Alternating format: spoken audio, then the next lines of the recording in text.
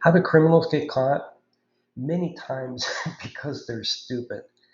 And the three we're going to look at today violated what I assume to be three basic tenets of criminal behaviors. Do a proper stakeout. Don't give your victim your personal cell phone information. And by all means, choose your disguise wisely. But thankfully for us, there's no shortage of stupidity in the criminal world. Welcome to another episode of Silly Laws and Stupid Criminals. And today we're going to highlight three of the stupidest. Criminal number one, Darren Kimpton. If there were a YouTube series teaching criminals how to stake out homes they wanted to rob, I'm sure step one in that series would be to make sure no one's in the house, especially not police.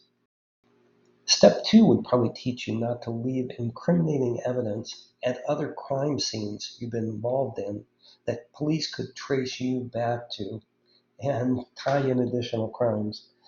But thankfully for us and for his potential victims, Darren Kimpton ignored both of these basic YouTube lessons. He literally attempted to break into a home that had been broken into hours earlier and that police were inside of investigating.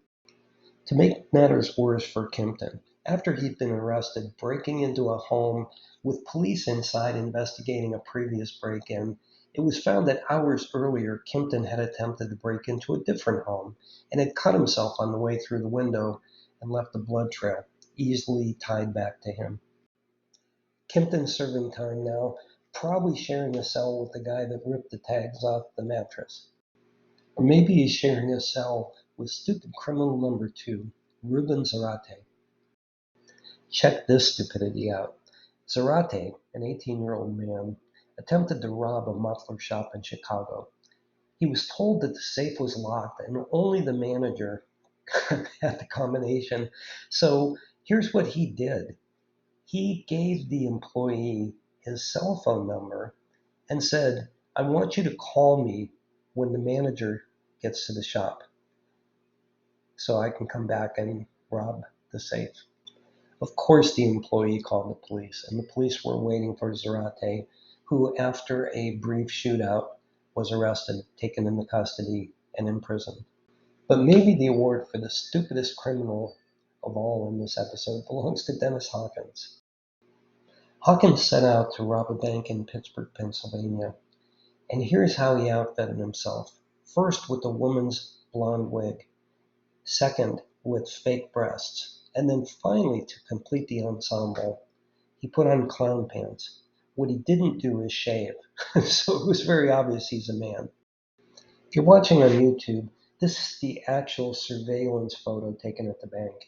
And quite obviously, his attempt to rob the bank was unsuccessful. So he fled the scene, literally went to a gas station nearby, and attempted to steal a car. And when the gas station employee saw him trying to break into this vehicle, he immediately notified police. And oh, by the way, had very, very specific defining characteristics for the police to look out for. The Hawkins case reminds me of another one I've highlighted where these stupid criminals literally took a permanent marker and to disguise themselves put permanent marker all over their faces and tried to break into a home. They were unsuccessful and obviously it was easy for police to catch them. So for all you aspiring criminals out there, here's three tips. Do a proper stakeout. Make sure police aren't already inside the home you're trying to break into. Don't give your personal cell phone information to a victim you're trying to steal money from. And choose your disguise wisely. Thank you for joining me for another episode of Silly Laws and Stupid Criminals. This is your host, Philip Macko, and also host of the Muddy Waters YouTube series and podcast. If you had fun with this, click the thumbs up, please. Please subscribe and join me for another episode.